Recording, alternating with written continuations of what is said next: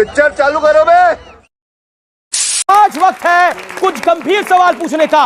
नाम मुस्लिम लीग है तो ये सेकुलर कैसे है? आज इस मूल सवाल के तहत इस दौर में हम आगे बढ़ेंगे कि जब इस देश के बंटवारे की बात चल रही थी तो मुस्लिम लीग भी दो राष्ट्र की बात कर रही थी और हिंदू महासभा भी दो राष्ट्र की बात कर रही थी। जिन्ना भी बंटवारा चाहते थे और सावरकर भी बंटवारा चाहते थे। जितने कम्युनल जिन्ना थे उतने ही कम्युनल सावरकर भी थे। ये हमें ईमानदारी से स्वीकार करना पड़ेगा। बिल्कुल बिल्कुल बिल्कुल ईमानदारी से। और जो बात यहाँ की जा रही है, आज आपने कहा कि वो सरिया की बात करते थे, लेकिन आज हम मानते हैं भारतीय जनता पार्टी का कोई नेता सांप्रदायिक बात करे, नफरत फैलाने की बात करे, वो उसका व्यक्तिगत आरोप उस पर लग सकता है, लेकिन भारतीय जनता पार्टी क्योंकि भारतीय संविधान की शपथ लेती है तो हम उसे इसलिए धर्मनिरपेक्ष पार्टी मानते हैं। आज भारत में जितनी भी राजनीतिक पार्टियां हैं, भारत के संविधान से अलग हटके कोई पार्टी चल ही नहीं सकती। ठीक है सुधांशु, जवाब उन्होंने एक ब्लेटेंट पॉइंट रखा, उसका जवाब क्विकली। अच्छा आप डेट बता दें कब जिन्ना ने कहा और कब सावरकर ने कहा, बताइए। जिन्ना के अब मैं बताता हूं 1940 में बता रहा हूं। दो राष्ट्र का सिद्धांत आया 1875 में, अल्ताफ हुसैन हाली, और उन्होंने पूरी एक कविता लिखी उसके ऊपर। उन्होंने साफ साफ कहा, उन्होंने यह कविता लिखी थी, वो दीन हिजाजी का बेबाक बेड़ा, निशा जिसका अक्साए आलम में पहुंचा, न दीना में अटका न मंजिल में टटका, मुहाजिर हुआ कोई इंसान न जिसका किए पैसे पर जिसने सातों समंदर, वो डूबा दहाने में गंगा क्या कर। उन्होंने कहा हिंदुस्तान में रुका था वो इस्लाम का कारवां, यहीं से खड़ा करें सावरकर तो पैदा हुए थे भाई बामुश्किल, कहां आप लेके चले आते। उसके बाद सर सैयद अहमद की जाके बातें सुन लीजिए, कहीं की बात कहीं। चलिए ठीक है, यहां तो आपको लगता है सावरकर थे, जिन्ना थे। ये ईस्ट तिमोर में काहे अलग हो रहे हैं, ये चेचेनिया में काहे अलग हो रहे हैं, ये सोमालिया में काहे लड़ रहे हैं, मतलब ये बर्मा में। सुनिए आप ये कहना चाहते हैं मुसलमान अपने आप में समस्या है? मैं आप यही कहना चाहते हैं? नहीं, आप क्या कहना चाहते हैं? यही तो नफरत भरी सोच है। नहीं, यही तो घृणा भरी सोच नहीं, मैं बड़ी मुसलमान इस देश में एक से एक शानदार देशभक्त हुए हैं। हाँ, देश की आजादी के लिए कुर्बानी दी है, वो भी मैं बताता हूं। आज भी एक से एक बढ़िया मुसलमान इस देश में। चलिए सारे धर्म को निशाने पर लेना, ये आपकी नफरत भरी राजनीति। जवाब दे लूं भाई। सुनिए, चाइना के सिकांग प्रोविंस में लड़ाई आरएसएस की वजह से, बर्मा में लड़ाई आरएसएस की वजह से, बोस्निया हर्ज़ेगोविना में आरएसएस की वजह से, सोमालिया इथियोपिया आरएसएस की वजह से, फिलिस्तीन में आरएसएस की वजह से, लंदन मैड्रिड में सारी लड़ाई आरएसएस की वजह से, 9/11 आरएसएस की वजह से हुआ था। अरे साहब, इतनी बड़ी समस्या है और तिनके की ओर में पहाड़ छुपा रहे। दूसरा, इन्होंने कहा एक से एक काबिल देशभक्त हुए। बिल्कुल हुए। ये बताइए पहली शहनाई किसने बताई थी? उस्ताद बिस्मिल्लाह खान ने। उनको भारत रत्न कब मिला? 2001 अटल जी के जमाने में। क्यों नहीं मिला 50 साल तक सेकुलर सरकार के जमाने में? अब सुनिए, वीर अब्दुल हमीद को परमवीर चक्र मिला 2015 में, 85वीं वर्षगांठ हुई। कोई शख्स का सूरमा दिखाइए जो वीर अब्दुल हमीद के घर पे गया हो। हमने उनको दिल्ली में बुलाकर पूरे परिवार को, उनकी पत्नी भी थी, सम्मानित किया। डॉक्टर एपीजे अब्दुल कलाम के नमाज़े जनाजा में कोई शख्स इनका सूरमा गया हो? बताइए। जाते हैं केवल बुरहान वानी और फलाने के नमाज़े जनाजा में। और सुनिए, उत्तर प्रदेश के आजमगढ़ में भारत की सेना का पहला gallantry award winner brigadier Mohammad Usman, उसके घर पे नहीं जाते। इनकी पार्टी के लोग आजमगढ़ में संजरपुर में जाके आतंकवाद के आरोपियों के आगे सर झुकाते हैं। अच्छा और सच्चा मुसलमान नहीं अच्छा लगता, अपराधी और आतंकवादी अच्छा लगता है। ठीक है, 30 सेकंड। सुधांशु जी बहुत जोश में आगे और बड़ा शानदार भाषण उन्होंने दे दिया। एपीजे अब्दुल कलाम का सम्मान इस देश का एक एक बच्चा करता है। इनका यह आरोप गलत है कि ये जाते हैं और हम नहीं जाते।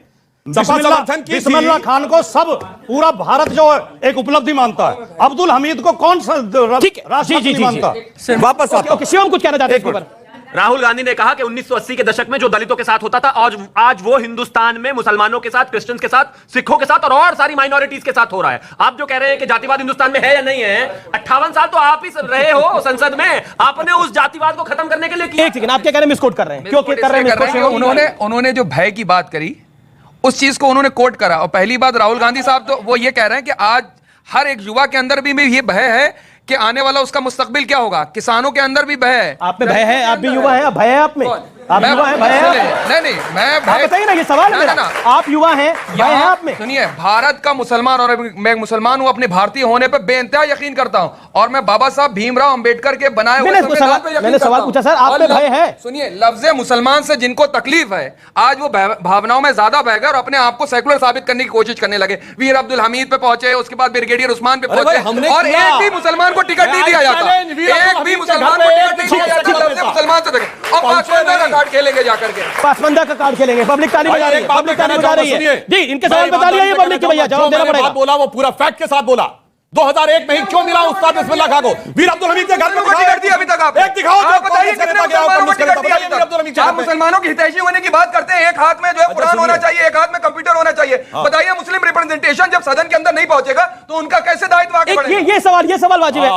देखिए अच्छा सुनिए सुनिए। अच्छा ठीक है, ये आप कहते हैं कि ये देश सेकुलर है, ये कहते हैं ना बात आप। अगर ये देश सेकुलर है, ये सवाल है और इस सवाल में पब्लिक ने ताली भी बजाई है। क्या आपको लगता है, मैं कोई ताली को एंडोर्समेंट नहीं मानता, but it is a question Sudhanshu Trivedi, ये सवाल अकलियतें पूछेंगी कि उनका रिप्रेजेंटेशन क्यों नहीं? अगर राहुल गांधी ये विदेश में बात कहते हैं, उस पर डिसएग्रीमेंट हो सकता है, लेकिन इस बात पर आपका जवाब क्या है? हाँ, देश आपको सुन रहा है। बात इनको क्लियर कर दूं जी। बाबा साहब अंबेडकर का नाम बहुत लेने लगे हैं आजकल ये लोग, बता रहा हूं। उनकी किताब है पाकिस्तान अथवा भारत का विभाजन, पेज नंबर 104 105 पे जाके पढ़िए। उन्होंने लिखा है कि इस्लाम के लिए भाईचारा एक बंद कंपार्टमेंट है, जहां सिर्फ इस्लाम के अंदर वालों के लिए भाईचारा है, बाहर वालों के लिए नफरत और हिकारत है। सुनिए अब आरएसएस, अरे भाई इस्लाम के बारे में बोल रहे हैं, के बारे में आरएसएस के बारे में क्या बोला?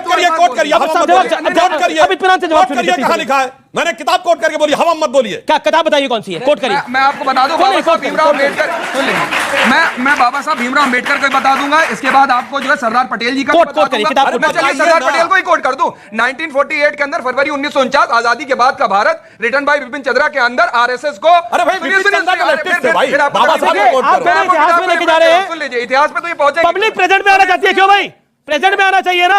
आप लोग इतिहास में लेके जा रहे हैं। सन की विचारधारा कहा है सरदार पटेल ने आरएसएस को? पूछिए जाकर, कहा है या नहीं कहा है? सुनिए, आप सुनिए। अच्छा ठीक है। अरे सुनिए, इन्होंने जिस बिपिन चंद्रा को कोट किया, उसने भगत सिंह चंद्रशेखर आजाद को टेररिस्ट लिखा है। क्या कोट करने लगते हैं मेरे भाई? क्या मेरा निवेदन है, ये लेफ्टिस्ट इतिहास पर हम ज्यादा यकीन ना करें। अरे कोई नहीं, लेफ्टिस्ट इतिहास पर बिलीव ना करें। अच्छा एक